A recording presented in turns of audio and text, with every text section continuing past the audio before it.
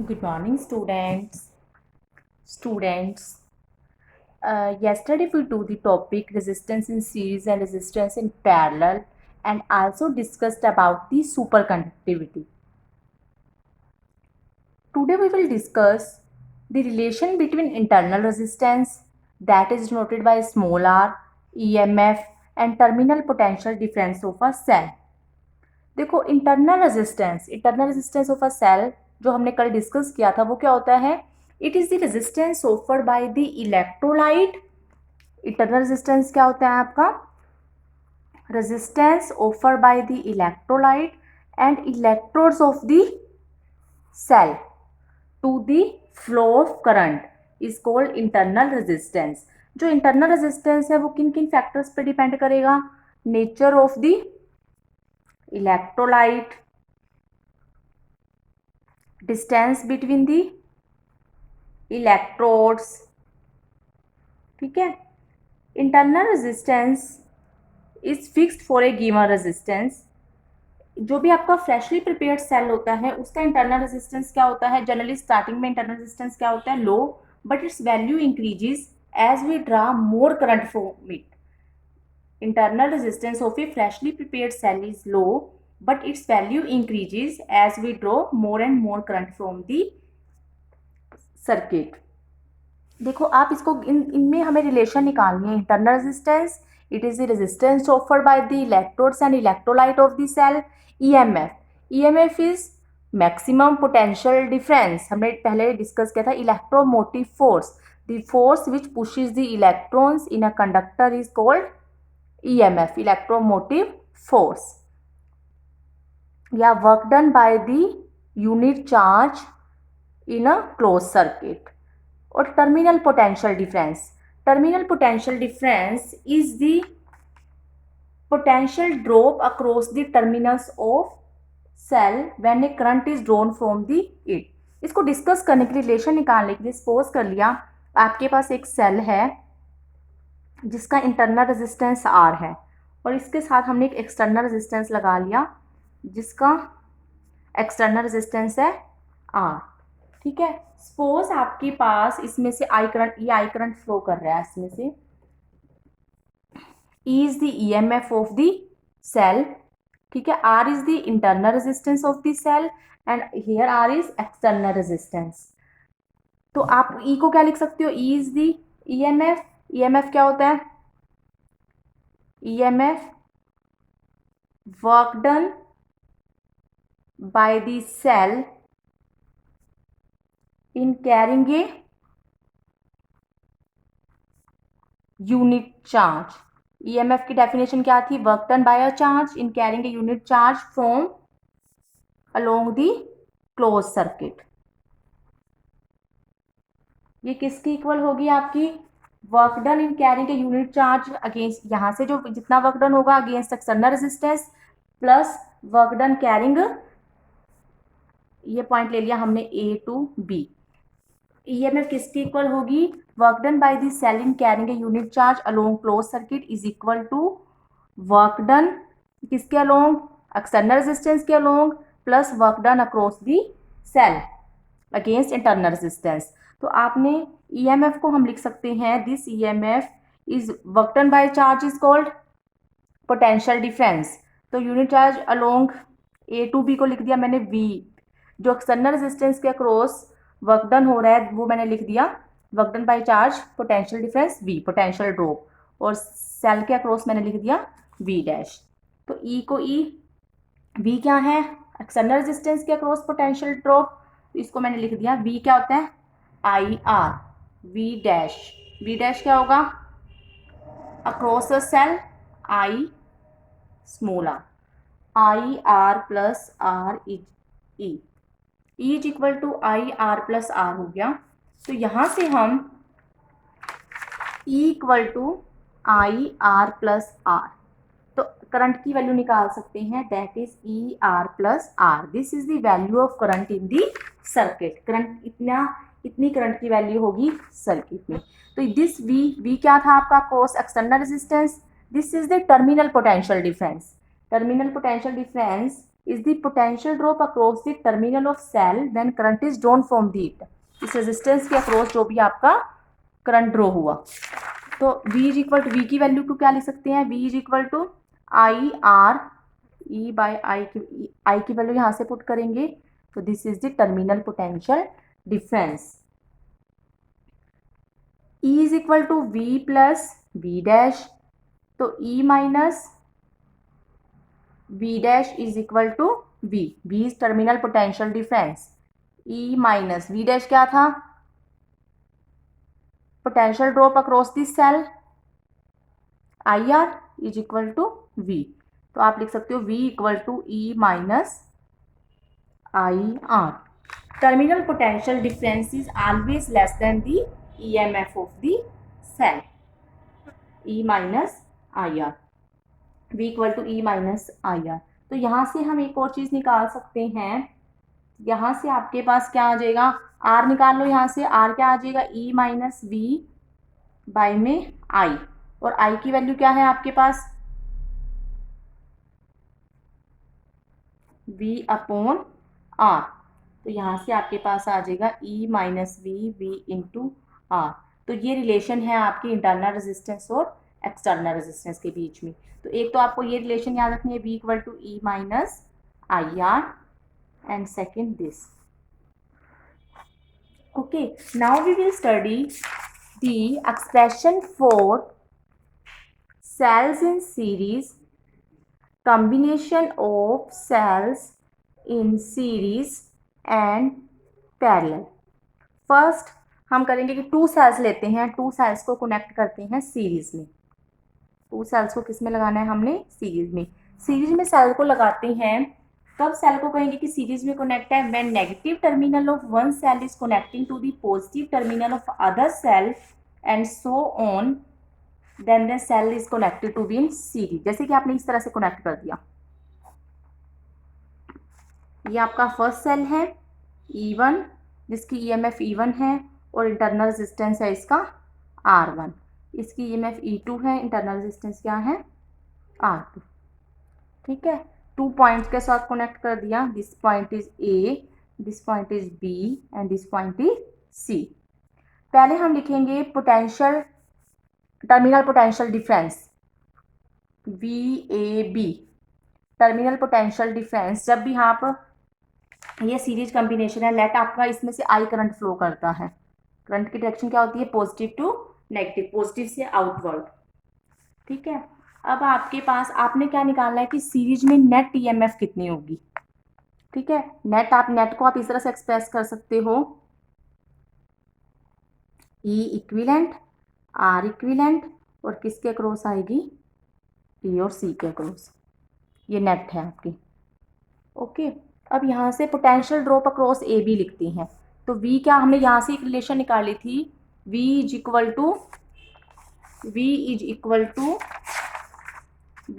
To E minus I R is the, जो आपके पास क्या है, potential drop across the cell, V equal to E minus I R. तो यहाँ से इसका क्या आएगा, E1 EMF है माइनस I करंट फ्लो कर रहा है, I minus IR1, E1 minus IR1, VAB लिख लिया मैंने यहाँ से। ठीक है, अब यहाँ से फिर पोटेंशियल डिफरेंस VAB क्या होगा, VA minus VB, potential difference across AB। ठीक है, तो कितना होगा पोटेंशियल डिफरेंस, VAB लिख लिया इसको, VA minus VB, E1 minus IR1, potential difference across BC कितना होगा, VB minus VC, VBC, cell की EMF कितनी है, E2 माइनस IR2। क्लियर, अब हम निकालेंगे, हमें क्या निकालना है, total potential difference across AC, AC के अक्रॉस कितना होगा, VA minus VC, VA minus VC। अब हमें VAC निकालना है, तो VAC क्या आएगा, मैंने इसमें से माइनस VB कर दिया और क्या कर दिया, प्लस VB। ओके, इन दोनों को, VA माइनस VB क्या था आपके पास, E1 minus IR1 plus VB minus VC क्या है, E2 माइनस IR2। यहाँ से इसको सोल्व करेंगे तो E1 इनको कंबाइन कर दिया माइनस IR1 प्लस R2, ये आ गया आपके पास। ठीक है, हमने इस तरह से लगा दिया नेट इक्विवेलेंट ईएमएफ को। तो आप ये लिख सकते हो, इक्विवेलेंट ईएमएफ को लिख सकते हो इससे BAC is equal to E equivalent होगा माइनस IR इक्विवेलेंट, क्योंकि V equal to E minus IR होता है। VAC is equal to E equivalent minus IR equivalent. Clear. अब इन दोनों को हम क्या करेंगे, कंपेयर करेंगे। कंपेयर करने से ई इक्विवेलेंट क्या आ जाएगा, E1 प्लस E2, और R इक्विवेलेंट क्या आ जाएगा, R1 प्लस R2। इसका मतलब क्या है कि जब भी हम सेल्स को सीरीज में लगाते हैं तो हमारी जो नेट ईएमएफ है वो क्या हो जाती है, सम ऑफ ऑल दी ईएमएफ्स। ठीक है, और यदि हम क्या लगा, और सॉरी इंटरनल रेजिस्टेंस भी क्या हो जाते हैं, ऐड हो जाते हैं। इंटरनल रेजिस्टेंस भी इंक्रीज होता है और ईएमएफ भी क्या हो जाती है, increase. Equivalent EMF of a series combination is equal to the sum of the individual EMF and the internal resistance of a series combination of, यदि n सेल्स कनेक्टेड हैं तो R1 plus R2 plus R3 up to Rn, E1 plus E2 plus up to En। Clear. तो आपके पास इसी expression को हम 2 sales का निकाल के जनरलाइज कर सकते हैं कि यदि हमारे पास if n cells are connected in series then equivalent EMF will be E1 plus E2 plus E3 plus up to En, and equivalent internal resistance will be addition of all the internal resistances. Clear. Now we will do the cells in parallel combination. तो सबसे पहले हम करेंगे 2 sales की parallel combination का solution, derive करेंगे कि equivalent expression for EMF and internal resistance. तो हमने पहले सेल्स को किस में लगा दिया, 2 सेल हैं आपके पास। पैरेलल में कैसे लगाते हैं, जब एक पॉइंट क्या हो, पॉजिटिव टर्मिनल 1 पॉइंट से कनेक्टेड हो, जैसे ये 2 पॉजिटिव टर्मिनल A पॉइंट से कनेक्ट है और नेगेटिव टर्मिनल आपका B पॉइंट से कनेक्ट है। क्लियर।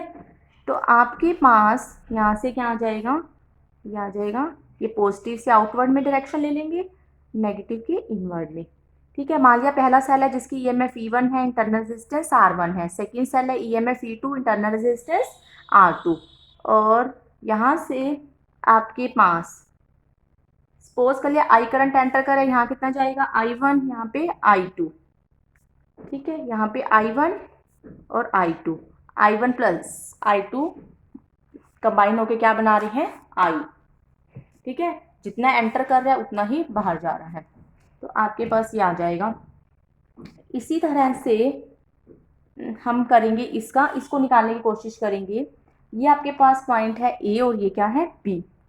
पोटेंशियल देखो, आपके पास जब भी हमें रेजिस्टेंस का एक्सप्रेशन कहते थे, रेजिस्टेंस में आपका वोल्टेज सेम रहती थी। अब यहाँ पे भी आपकी वोल्टेज क्या रहेगी, पैरेलल में वोल्टेज क्या रहेगी आपकी, सेम।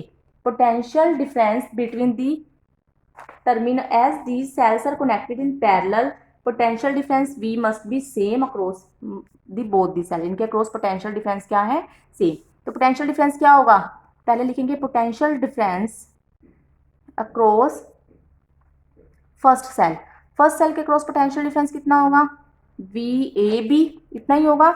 और किसके इक्वल होगा, E1 minus I1 R1। E1 है, इसमें से करंट कितना है, I1 है और R1। नाउ लिखेंगे पोटेंशियल, यहाँ से आप VAB को मैंने लिख दिया, V से ही लिख दिया, तो E1 माइनस I1 R1। तो I1 की वैल्यू आ जाएगी यहाँ से E1 माइनस V बाय में R1। क्लियर। नेक्स्ट हम निकालेंगे potential difference across second cell के अक्रॉस कितना आएगा potential difference, VAB that is V E2 minus IR2। तो दैट इज I, यहाँ से E2 minus V is equal to IR2। I की वैल्यू आ जाएगी E2 माइनस V बाय में R2। हमने I2 और I1 की वैल्यू निकाल ली। आपको पता है I1 नेट करंट क्या है, I is equal to I1 plus I2। Value put कर दो, I1 की क्या थी, E1 माइनस होगी, आपका पैरेलल में पोटेंशियल सेम रहता है तो V सेम रहेगा, बाय में R1 plus E2 minus V bye में R2। क्लियर। नाउ यहाँ से क्या करेंगे हम, E1 बाय R1 सोल्व करते हैं, plus E2 by R2 minus V 1 by R1 plus 1 by R2। Okay, ये आ गया आपके पास। यहाँ से I, इसको मैं सोल्व करती हूँ, V को एक साइड ले आते हैं, V क्या आ जाएगा 1 by R1 plus 1 by R2 is equal to E1 by में R1 प्लस E2 बाय में R2। क्लियर। ये एज इट इज, इसको इधर ले आए तो यहाँ पे क्या हो जाएगा माइनस I। जब हम इसको सॉल्व करेंगे, यहाँ से क्या एलसीएम ले लेंगे, R1 R2 एलसीएम लेंगे तो यहाँ से क्या आ जाएगा R1 प्लस R2। यहाँ से R1 R2 क्या लेंगे एलसीएम, तो क्या आ जाएगा E1 R2 plus E2 R1 minus I। अब हम इसी टर्म से V निकालने के लिए इसी टर्म से क्या कर देंगे, multiply by R1 R1 plus R2 से मल्टीप्लाई कर दो इसको, तो यहाँ पे क्या रह जाएगा V, यहाँ पे क्या आ जाएगा E1 R2 plus E2 R1 bye में मल्टीप्लाई करोगे तो यहाँ पे आ जाएगा R1 plus R2 minus I R1 R2 by R1 plus R2। Clear. मैंने इस टर्म से मल्टीप्लाई कर दिया क्योंकि यहाँ सिर्फ और सिर्फ हमें क्या लेके आना है V। आपके पास इक्विवेलेंट ईएमएफ क्या होता है, V is equal to E equivalent minus I R equivalent. ये जनरल होता है, इसके साथ हम कंपेयर करोगे, ठीक है, तो आप कंपेयर करोगे तो आपके पास E इक्विवेलेंट क्या आ जाएगा, E1 R2 plus E2 R1 bye में R1 प्लस R2। ये तो आपके पास E इक्विवेलेंट आ गया। नेक्स्ट आप R इक्विवेलेंट निकालोगे तो R इक्विवेलेंट क्या आएगा, R1 R2 by R1 plus R2। जो हमने आप E इक्विवेलेंट, आपका E इक्विवेलेंट आया है E1 R2 plus E2 R1 bye R1 plus R2, और R इक्विवेलेंट आया है आपका R1 R2 बाय में R1 प्लस R2। हम इन दोनों को डिवाइड करते हैं, इन दोनों को डिवाइड करने से क्या होगा, सिंप्लीफाई के लिए यहाँ से आपका डिवाइड करेंगे तो आपका R1 प्लस R2 कैंसिल हो जाएगा, नीचे ये आएगा E1 by R1 plus E2 by R2, ये आ जाएगा। जब हम इसको डिवाइड करेंगे तो आपके पास ये टर्म आ जाएगी। क्लियर। और जब हम इसी एक्सप्रेशन को, ये वाले R इक्विवेलेंट को यदि हम करें रेसिप्रोकल करें तो क्या आ जाएगा R1 plus R2 R1 R2, तो ये आ जाएगा 1 by R1 plus 1 by R2। यहाँ से आपके पास क्या आ गया, यदि हम सेल्स को पैरेलल में लगाते हैं तो इक्विवेलेंट इंटरनल रेजिस्टेंस क्या होता है, रेसिप्रोकल होता है। जैसे कि रेजिस्टेंसेस को पैरेलल में लगाया तो क्या आया था 1 by R is equal to 1 by R1 plus 1 by R2। इसी तरह से हम यदि पैरेलल में लगाते हैं तो ये भी क्या हो जाता है, रेसिप्रोकल, इंटरनल रेजिस्टेंस कम हो जाता है। और जब हमने ये इसका जो इक्विवेलेंट ईएमएफ का आता है, यदि हम n सेल्स को लगाएं तो E equivalent by R equivalent क्या आएगा, E1 by R1 plus E2 by R2 up to En by में Rn, और 1 बाय R इक्विवेलेंट क्या आएगा, 1 by R1 plus 1 by R2 plus 1 by Rn। Clear. This is a parallel. एक ऐसा हो सकता है कि यदि मैं यहाँ पे आपके पास E इक्विवेलेंट आ गया, यदि हम ऐसा करें कि दो सेल्स लें जो पैरेलल में कनेक्ट किए हैं, दोनों की ईएमएफ सेम ली और दोनों का इंटरनल रेजिस्टेंस भी मैंने सेम लिया, ईएमएफ ई ली और इंटरनल रेजिस्टेंस भी मैंने सेम लिया, तो ई इक्विवेलेंट क्या आ जाएगा, ये ई आर बन जाएगा, सेम है ई आर, ये क्या बन जाएगा 2R, 2ER बाय में 2R कैंसिल हो जाएगा, तो यहाँ पे क्या आ गया ई इक्विवेलेंट क्या आ गया ई। तो इसका मतलब क्या है कि यदि हम सेल्स को पैरेलल में लगा रहे हैं और सभी की ईएमएफ सेम है, मैंने दो सेल्स का कंसीडर किया, यदि आपके जितने भी सेल है, यदि 3-4 नंबर ऑफ सेल्स है, जब हमने सीरीज में पैरेलल में लगा रखा है और सबकी ईएमएफ और इंटरनल रेजिस्टेंस सेम है, तो इक्विवेलेंट ईएमएफ क्या आती है, EMF due to a single cell. यदि मैंने 3 सेल्स हैं, 3 सेल्स को पैरेलल में लगा रखा है, पहले सेल की जो ईएमएफ है वो क्या है 3, वो हर सेल की ईएमएफ 3 वोल्ट है, तो आपके पास इक्विवेलेंट ईएमएफ भी क्या आएगी 3 आएगी। क्लियर। तो student do this topic cells in series and parallel, understand this topic very clearly and make notes on this. Thank you students.